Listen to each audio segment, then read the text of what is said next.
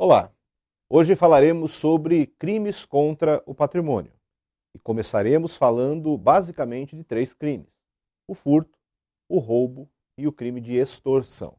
Então iniciamos o nosso estudo dos crimes contra o patrimônio falando a respeito do furto, que está previsto no artigo 155 do Código Penal. Vejam, o artigo 155 diz: subtrair para si ou para outrem coisa alheia móvel. Pena reclusão de 1 a 4 anos e multa. Então esse é o crime de furto. É aquela subtração praticada sem violência, sem grave ameaça. É a simples subtração de um bem, de uma coisa móvel pertencente a outra pessoa. Vemos por aí, é muito comum você ouvir do leigo, e olha, eu fui roubado, mas a maioria dos supostos roubos que acabam acontecendo, na verdade não são roubos, são furtos. Por exemplo, entraram na minha casa essa madrugada e roubaram um botijão de gás que estava no corredor. Ora, houve violência? Não. Houve grave ameaça? Também não. Então não foi roubo, foi furto. Então o furto é a subtração praticada sem violência, sem grave ameaça, subtração de um bem móvel praticado sem violência, grave ameaça, pertencente a outra pessoa. Vejam, o que é subtrair? O furto é um crime material, ele exige a subtração. Então o que é subtrair? Subtrair é retirar um bem da esfera de vigilância, da esfera de disponibilidade, da esfera de proteção da vítima.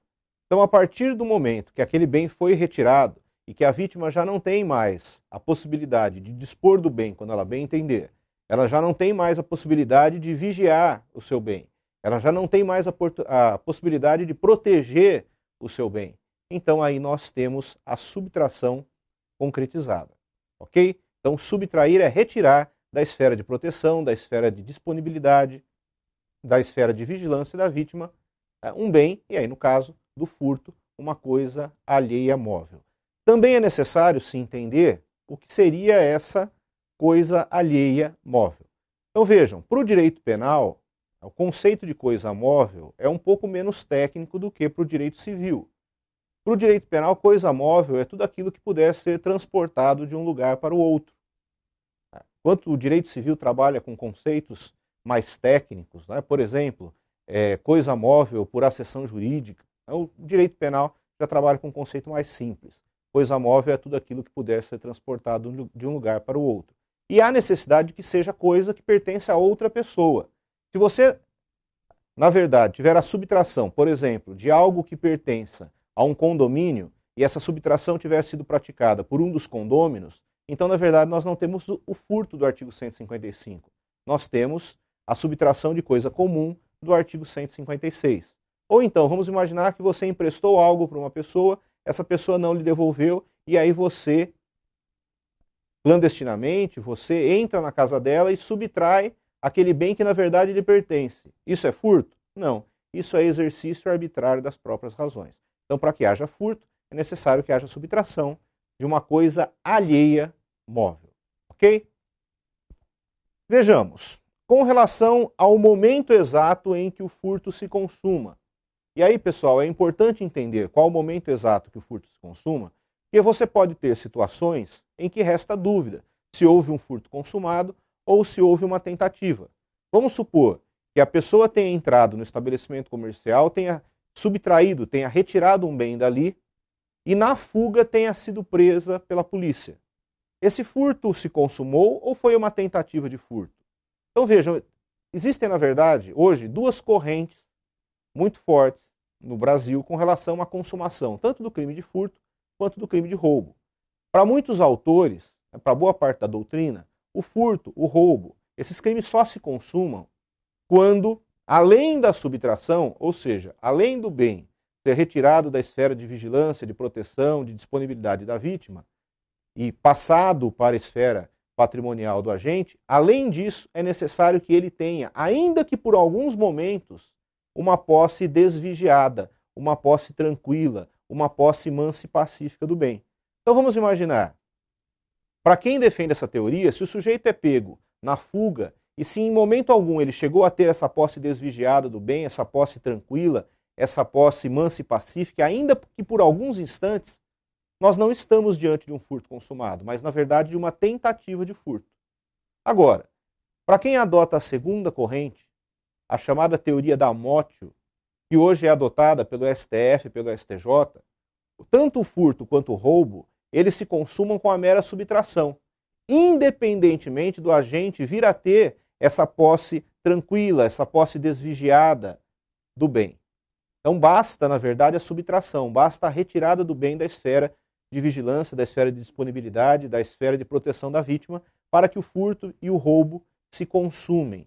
Então essa é a teoria hoje predominante na jurisprudência dos nossos tribunais superiores, tanto do STF quanto do STJ. Mas você ainda encontra, principalmente na doutrina, muitos que defendem a primeira posição, que defendem que a consumação ainda exige uma posse tranquila, uma posse desvigiada, uma posse mansa e pacífica, ainda que por alguns instantes.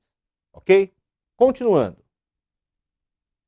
O parágrafo 1º do artigo 155 traz um aumento de pena de 1/3 quando o furto é praticado durante o período de repouso noturno.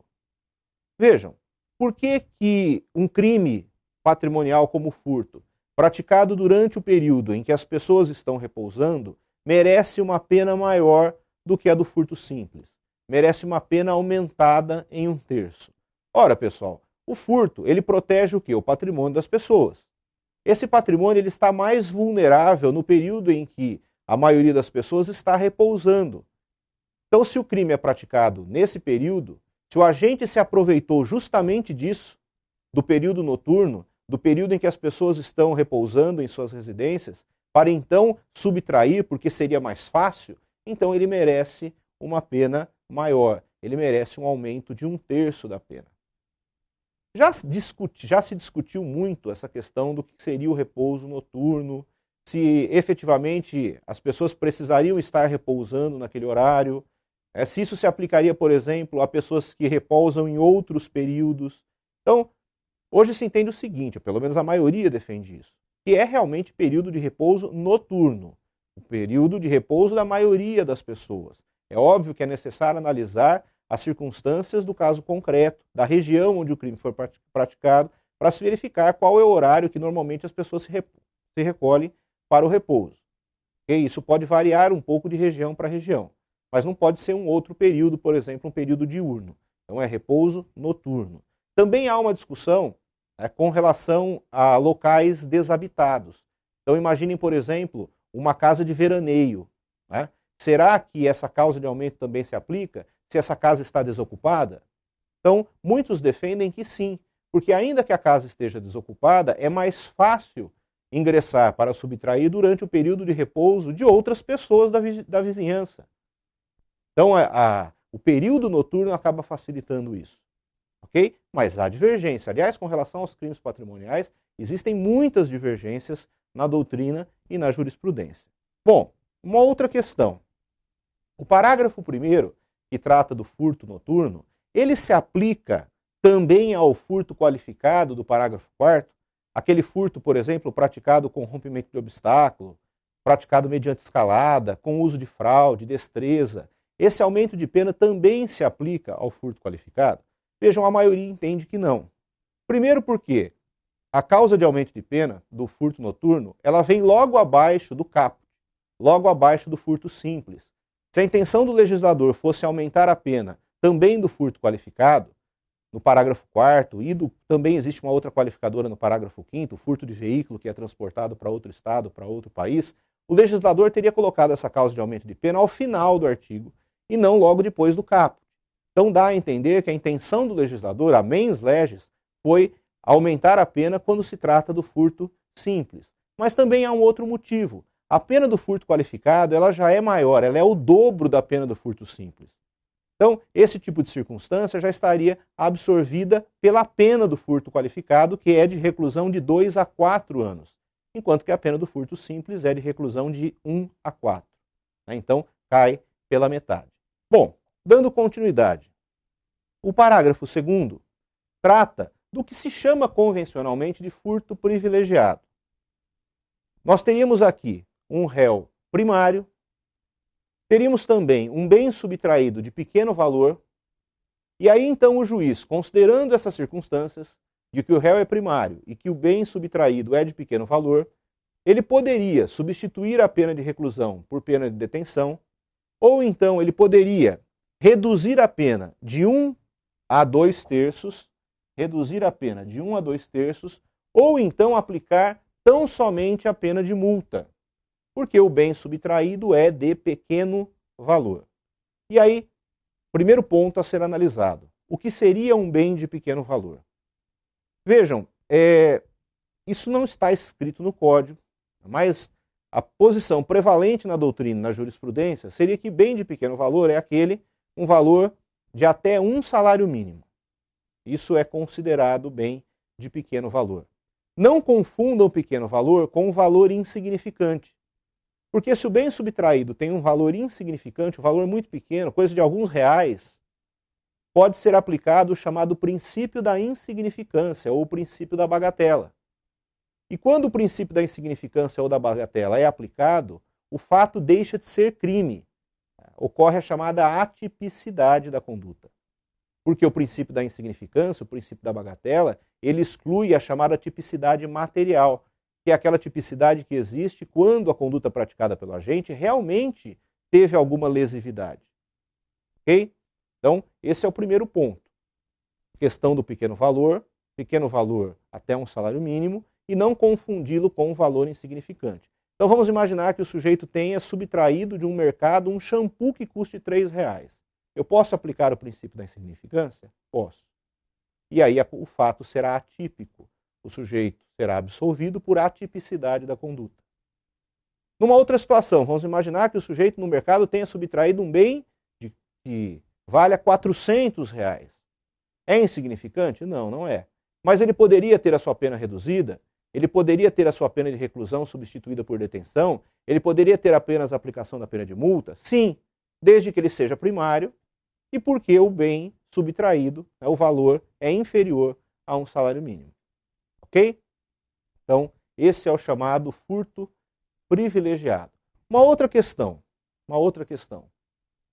Quando se fala em pequeno valor, está se considerando o pequeno valor do bem ou está se considerando o prejuízo da vítima? Porque vejam, às vezes o bem tem um valor, o bem considerado por si só, tem um valor abaixo de 1 salário mínimo. No entanto, o prejuízo que a vítima teve foi maior. Um exemplo, o sujeito entrou numa construção e subtraiu vários cabos de energia, fios de energia elétrica de uma casa em construção. Os fios considerados isoladamente, eles não têm um valor tão expressivo. Eles podem sim ter um valor que se enquadre dentro de 1 salário mínimo. Só que a vítima acabou tendo um prejuízo muito maior, porque ela terá que, além de adquirir todo o material, ela terá que contratar novamente um prestador de serviço para que toda essa instalação seja refeita. Então o prejuízo da vítima é maior. Então, para efeito de pequeno valor, o que se considera o valor do bem ou o valor do prejuízo? Hoje a maioria entende que é o valor do bem. A questão do prejuízo, ela pode ser aferida por ocasião da sentença condenatória, quando o juiz arbitrar, por exemplo, um valor mínimo de indenização a ser pago no cível. Porque a sentença penal condenatória vale como título executivo, para que se possa cobrar essa dívida no cível, recebê-la no cível. Mas para efeito do reconhecimento dessa causa de diminuição ou dessa substituição da pena de reclusão por detenção ou mesmo por multa, basta o valor do bem. Ok? Então, dando continuidade. Uma outra questão, aliás, a respeito do furto privilegiado. Esse parágrafo 2º se aplica sobre o furto qualificado do parágrafo 4º? Então, ao contrário do que eu disse em relação ao parágrafo 1º, que normalmente se entende que o furto noturno só se aplica que o aumento de pena do furto noturno só se aplica em relação ao furto simples, aqui os nossos tribunais vêm entendendo que é possível sim que exista um furto ao mesmo tempo privilegiado e qualificado. Existem inclusive algumas decisões nesse sentido nos nossos tribunais superiores. Assim como existe o homicídio qualificado privilegiado, também existiria o furto qualificado privilegiado. Então, esse parágrafo 2º poderia sim ser aplicado em relação ao furto qualificado. Bom, o parágrafo 3º é, na verdade, uma norma de extensão. Tá? Diz que equipara-se a coisa móvel à energia elétrica ou qualquer outra que tenha valor econômico. Então quer dizer que se o sujeito fizer um gato e desviar a energia elétrica para dentro da sua residência sem pagar a conta, então isso é furto? Sim, isso é furto, porque o legislador equipara a energia elétrica à coisa móvel. Aí se eu desviar o sinal da TV a cabo, isso também então seria furto? Alguns entendem que sim, mas existem precedentes também nos nossos tribunais superiores dizendo que nesse caso não, porque o sinal de TV não é uma espécie de energia. Agora vejam, não sei se já ouviram falar a respeito do abigeato. O que seria o abigeato? O furto de gado. Nesse caso, vamos imaginar o seguinte, que ao invés de furtar o gado, o sujeito invadiu o laboratório e furtou o sêmen de um animal reprodutor premiadíssimo. Então aquele sêmen tem um alto valor no mercado. O sêmen de um animal, por mais que seja um animal premiado, um touro premiado, por exemplo, ele é coisa móvel, ele entraria no furto? Dizem que sim. Por quê? Porque nós estaríamos diante de uma energia genética. Então o parágrafo 3º fala em energia elétrica ou qualquer outras formas de energia. E aí nós estaríamos diante de uma energia elétrica. Elétrica não, genética. Bom, dando continuidade. Parágrafo 4º trata do chamado furto qualificado. Então aqui a pena do furto, que é de 1 a 4 anos, ela passa a ser uma pena maior, de 2 a 8 anos. Vejam, parágrafo 4º diz, a pena é de reclusão de 2 a 8 anos e multa se o crime é cometido, em primeiro lugar, com destruição ou rompimento de obstáculo à subtração da coisa. Então, se para chegar até o bem a ser subtraído, a coisa móvel, o sujeito teve que destruir ou romper um obstáculo, como por exemplo uma cerca elétrica, uma janela, estourar uma porta, para chegar até o bem e subtraí-lo, então nós teremos um furto qualificado. Porque o fato de ter rompido obstáculo, de ter destruído um obstáculo para chegar até o bem, demonstra uma maior propensão do agente para a prática do crime. Ele não é alguém que simplesmente se aproveitou de uma oportunidade que surgiu e pegou um bem que estava ali dando mole. Não, ele foi além disso, ele rompeu um obstáculo, ele destruiu uma janela, ele arrebentou uma porta, ele desativou um alarme, ele estourou uma cerca elétrica para chegar até o bem. Então ele merece uma pena maior. Um detalhe, é um obstáculo para chegar à coisa, e não algo que faz parte da própria coisa. Então quando alguém, por exemplo, estoura o vidro de um carro para subtrair o carro, ele não está rompendo ou destruindo um obstáculo externo à coisa. Ele está rompendo e destruindo um obstáculo que faz parte da própria coisa. Então isso não é furto qualificado para o rompimento de obstáculo. Agora, se ele de repente destruir o vidro do carro para subtrair uma bolsa que está no seu interior, aí sim pode ser considerado o rompimento de um obstáculo, porque o vidro é um obstáculo à coisa, para chegar até a coisa. Então esse é o primeiro furto, primeira hipótese de furto qualificado. Segundo lugar, quando o furto é praticado com abuso de confiança. Então vejam, você tem um funcionário, você deposita nesse funcionário uma certa confiança, esse funcionário, por conta dessa confiança, ele acaba tendo uma posse desvigiada, aliás, ele acaba tendo um acesso desvigiado aos seus bens e se aproveitando desse acesso desvigiado, ele acaba subtraindo um bem da sua posse. Então veja, ele abusou da confiança, então ele merece uma pena maior. Isso não se aplica, todavia, a empregados que acabaram de ser contratados, a faxineiras que eventualmente vão à sua casa, mas sim aquelas pessoas que já trabalham com o empregador já durante algum tempo e acabam gozando de uma confiança. E por conta disso, os bens que pertencem àquela pessoa acabam ficando mais desvigiados. O que mais? Quando o furto é praticado mediante fraude. Furto praticado mediante fraude. Então vejam, nesse caso, o sujeito usou de algum tipo de engodo para desviar a atenção da vítima sobre o bem. Vejam, é diferente do estelionato, do artigo 171, porque no estelionato há o uso de um ardil, de um artifício ou de qualquer outro meio fraudulento para enganar a vítima e a vítima lhe entregar o bem. Aqui não. O engodo, a fraude, é na verdade para desviar a atenção da vítima. Então vejam, o sujeito, para desviar a atenção da vítima, grita: olha, está pegando fogo ali. Aí a vítima olha e nesse momento ele se aproveita e retira o bem, e subtrai o bem. Então é um furto praticado mediante o emprego de fraude. E mais? Mediante escalada ou destreza. Aqui também o legislador achou que a pena deve ser maior, porque quem escala ou quem tem uma destreza especial para praticar determinado tipo de furto, merece uma pena maior, porque também tem uma propensão maior à prática do crime. Mediante escalada, poxa, o sujeito, para chegar até o bem, ele escalou um muro de 3 metros de altura. Então isso demonstra que ele não se aproveitou apenas de uma situação, não, ele queria realmente praticar o crime, ele tem uma propensão maior e merece uma pena maior.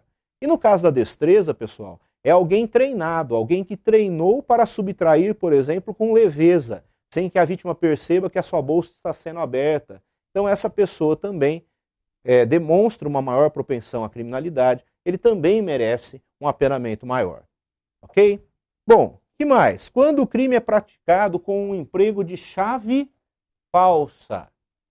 Então o sujeito, para chegar até o bem e subtraí-lo, abriu uma porta se utilizando de uma chave falsa, como por exemplo a micha, né? Aquele chaveiro que muitas vezes é usado para abrir portas sem que você tenha a chave original. Bom, merece uma pena maior? Sim, porque também é alguém mais especializado para a prática daquele tipo de crime. Costuma-se perguntar, uma cópia da chave é considerada chave falsa? Depende. Se aquela cópia foi obtida com autorização do dono, não. Agora, se aquela cópia foi obtida clandestinamente, ela é sim equiparada à chave falsa. Então vamos imaginar que no momento em que você deu uma bobeada, o sujeito pegou a chave original, marcou num sabonete e aí levou lá no chaveiro e conseguiu fazer lá uma cópia da chave. Você não sabe que essa cópia existe. Então se ele se utilizar dessa cópia para adentrar o imóvel e subtrair o bem, nós estaremos sim diante de um furto qualificado pelo emprego de chave falsa. Bom, pessoal, e por último nós temos o inciso 4º, quando o furto é praticado mediante o concurso de 2 ou mais pessoas. Vejam, quando o legislador usa o termo concurso de 2 ou mais pessoas, ele está se referindo tanto a coautores como a partícipes. Coautores são aqueles que praticam os atos executórios previstos no tipo penal. Então são aqueles, por exemplo, que subtraem a coisa alheia móvel.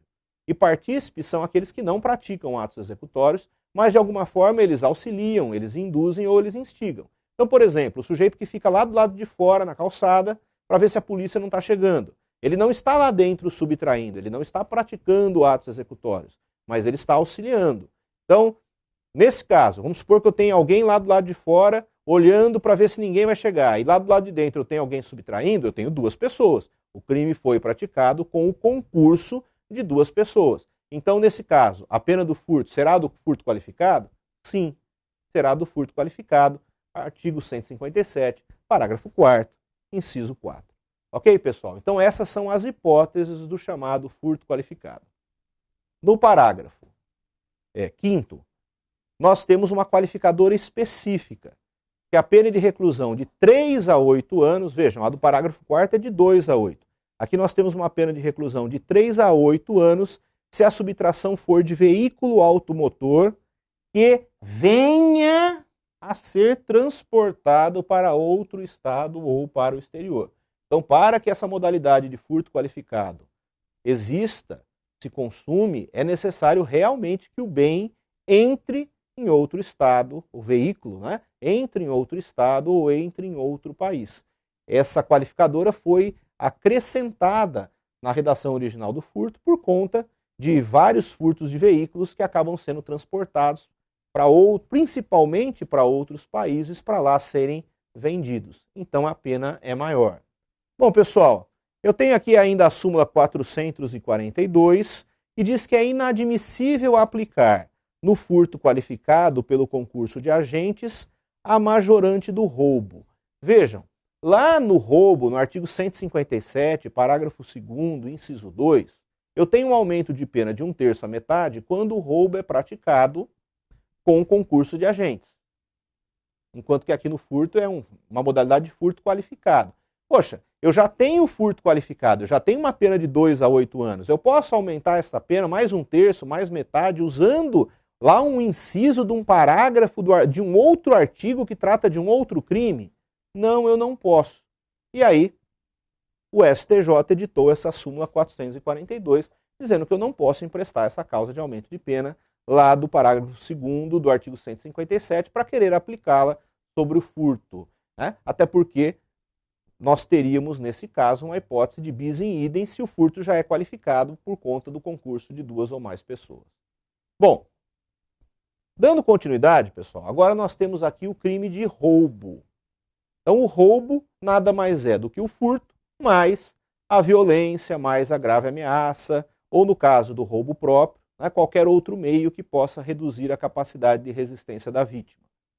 Então, o roubo é um crime complexo, é aquela subtração do furto, mais a violência, mais a grave ameaça. Então, o artigo 157 diz, olha, subtrair coisa móvel alheia, então, basicamente como furto, né?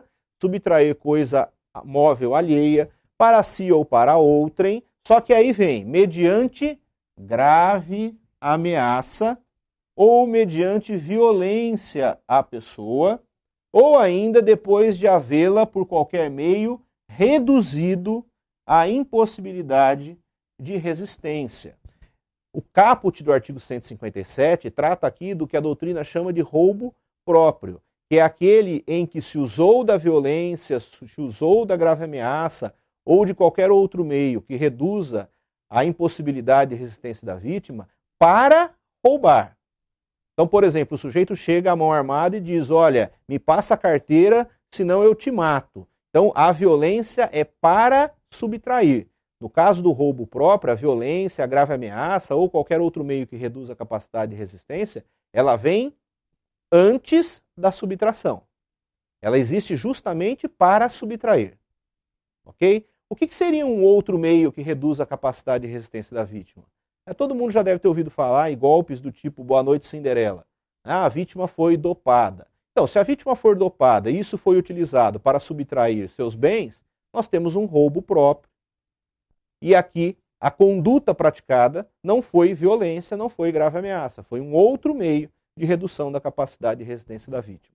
Bom, pena do roubo obviamente é maior do que a pena do furto, uma pena de reclusão de 4 a 10 anos e multa.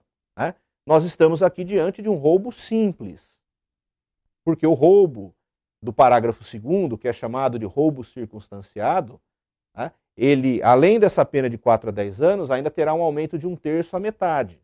E no parágrafo 3º, que aí sim trata de hipóteses de roubo qualificado, eu tenho penas maiores, podendo chegar a 30 anos no caso do roubo seguido de morte, que é o latrocínio. Então vejam, antes de adentrarmos o parágrafo 2º, as hipóteses de roubo circunstanciado, e antes de adentrarmos também o parágrafo 3º, nós temos aqui o parágrafo 1º que trata do roubo impróprio. Então vejam, no roubo próprio, eu uso da violência, eu uso da grave ameaça ou qualquer outro meio de redução da capacidade de resistência para subtrair. Para subtrair. Aqui no roubo impróprio, primeiro eu subtraio. E eu já estou na posse, na detenção do bem. E aí, de repente, para eu conseguir sair dali, para eu conseguir garantir a impunidade ou a detenção do bem, então eu uso da violência ou da grave ameaça. Então aqui, a violência e a grave ameaça vem depois que o bem já foi subtraído. Por isso que é chamado de roubo impróprio. Então imagine que o sujeito está saindo da residência, carregando ali um bem de valor e dá de cara com o proprietário entrando. E aí, para conseguir assegurar a detenção do bem, ele usa de violência, joga o proprietário do bem num canto, bate nele, deixa o dono desacordado e aí ele consegue fugir do local. Então seria uma hipótese de roubo impróprio. A pena é a mesma, também de reclusão de 4 a 10 anos, só um detalhe. Existe um entendimento muito forte, inclusive no STJ, de que o roubo impróprio ele não admite tentativa, não existe a tentativa do roubo impróprio. Porque se não chegou ninguém, vai ser apenas um furto. E se o sujeito ele realmente acabou usando depois da violência, ele já tinha subtraído, então você tem um roubo impróprio, ainda que ele não consiga depois ficar com o bem, porque a subtração já havia ocorrido e a violência, a grave ameaça também ocorreu. Bom, Parágrafo 2º, hipóteses de roubo circunstanciado. Muita gente chama esses casos do parágrafo 2º de roubo qualificado. Tá errado. As hipóteses do parágrafo 2º, elas não têm uma pena própria, uma pena delas. Na verdade, uma causa de aumento. Olha, a pena aumenta-se de 1/3 à metade. Primeiro, se a violência ou ameaça é exercida com emprego de arma. Se a violência ou ameaça é exercida com emprego de arma. Tem que ser arma de fogo, pessoal? Não. Pode ser arma de fogo, pode ser arma branca. Precisa ser algo que tenha sido criado para ser utilizado como arma? Não. Pode ser qualquer objeto que a princípio não era uma arma, mas que naquele caso está sendo usado como uma arma. Então, abrange tanto a arma própria, que é aquela que foi criada para ser arma, quanto a arma imprópria, que é aquilo que não era criado para ser arma, mas que foi utilizado como. Okay? Com relação à arma de brinquedo, por exemplo, o uso de arma de brinquedo, ele agrava a pena, aqui nesse caso. Antigamente se entendia que sim, tinha até súmula nesse respeito. Pois o STJ acabou cancelando a súmula, porque entende que esse aumento ele se justifica não porque a vítima se sentiu mais intimidada, mas porque ela esteve mais vulnerável, ela correu mais risco diante de uma arma verdadeira. Ok? Bom, inciso 2, se há o concurso de 2 ou mais pessoas. Então aqui mais uma vez, se o crime foi praticado por 2 ou mais pessoas, tanto podem ser coautores quanto partícipes. Pois 3, se a vítima está em serviço de transporte de valores e o agente conhece tal circunstância. Então, a vítima estava transportando um malote de dinheiro, num carro forte, algo do tipo, o agente sabia disso e justamente por saber é que foi subtrair a vítima. Então ele também merece uma pena maior. 4, se a subtração for de veículo automotor que venha a ser transportado para outro estado ou para o exterior. Então aqui mais uma vez, para que a pena seja aumentada por esse motivo, é necessário que o veículo entre no outro estado, entre no outro país. E por último, se o agente mantém a vítima em seu poder, restringindo a sua liberdade. Então aqui, gente, restringindo a liberdade da vítima apenas por tempo suficiente para que ele consiga assegurar o roubo. Tá? Se ele ficar com a vítima andando por dias, por exemplo, deixou de ser apenas um roubo e passa a ter também um outro crime, que é o sequestro ou cárcere privado. Okay? Então manteve a vítima aí com a sua liberdade restringida por alguns instantes, por alguns momentos, por 1 hora que seja, mas apenas para conseguir assegurar o produto do roubo. Então, nesses casos todos, a pena é aumentada de 1/3 à metade. Aqui com relação à arma de brinquedo, olha, eu coloquei que o STJ cancelou o enunciado da súmula 174, que dizia que o roubo praticado com arma de brinquedo tinha sim a pena aumentada. Então hoje, no sentido de que a arma de brinquedo já não mais serve para aumentar a pena, tá? É roubo, tá, gente? O uso de arma de brinquedo é roubo, só não terá esse aumento de pena. Coloquei aqui também a súmula 443 do STJ, e que diz a súmula 443. O juiz, na hora de aumentar a pena do roubo circunstanciado entre 1/3 e metade, ele pode simplesmente citar que estão presentes mais de uma causa de aumento, mais de um inciso ali do parágrafo 2º, ou ele tem que justificar pelas circunstâncias do caso concreto, por que realmente o aumento tem que ficar acima de 1/3. Então o STJ diz que tem sim que justificar. Olha, o aumento na terceira fase da aplicação da pena no crime de roubo circunstanciado, ele exige uma fundamentação concreta. O que é uma fundamentação concreta? O juiz tem que indicar quais as circunstâncias do caso concreto que justificam o aumento de pena. Não sendo suficiente para sua exasperação, a mera indicação do número de majorantes. Então ele não pode dizer apenas, olha, estou aumentando a pena porque tem 1, 2, 3 majorantes. Ele tem que realmente justificar. Bom, pessoal, e terminando aqui o crime de roubo, nós temos aí sim o roubo qualificado no parágrafo 3º. Temos aqui o parágrafo 3º, primeira parte, que trata daquele roubo que resultou em lesão grave ou gravíssima à vítima, que tem uma pena de reclusão de 7 a 15 anos e multa. E a segunda parte, o artigo 157, parágrafo 3º, infine, a parte final, que trata do roubo seguido de morte, que é o conhecido latrocínio, e que tem uma pena de reclusão de 20 a 30 anos sem prejuízo da multa. Uma das maiores penas do Código Penal, de 20 a 30 anos sem prejuízo da multa. Vejam, o latrocínio é crime contra o patrimônio, ele não é de competência do Tribunal do Júri, nesse sentido a súmula 603 do STF. Então o latrocínio ele é julgado por um juízo comum, um juiz singular, e não pelo Tribunal do Júri. O Tribunal do Júri julga apenas os crimes dolosos contra a vida. No caso, o homicídio doloso, o infanticídio, a participação em suicídio e o aborto. Por último, gente, súmula 610 do Supremo Tribunal Federal. Vejam, o que é o latrocínio? O roubo seguido de morte. E se a vítima matou, aliás, se a vítima foi morta, mas o agente não conseguiu subtrair? Isso é tentativa de latrocínio ou é latrocínio consumado? O STF diz que é latrocínio consumado, súmula 610. Né? Há crime de latrocínio quando o homicídio se consuma, ainda que não realize o agente a subtração dos bens da vítima. Então vamos imaginar que ele matou a vítima, mas por conta da chegada da polícia ele não conseguiu realmente subtrair o bem, mas nesse caso entende-se que o latrocínio se consumou. Ok, pessoal? Ficamos agora por aqui. Em uma outra oportunidade abordaremos o crime de extorsão e a extorsão mediante sequestro e outros crimes contra o patrimônio. Muito obrigado.